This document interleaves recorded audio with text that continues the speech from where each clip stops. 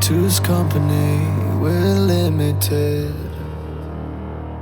In the end, we lay in the end.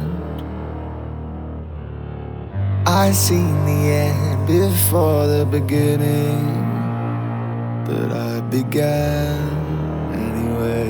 I began,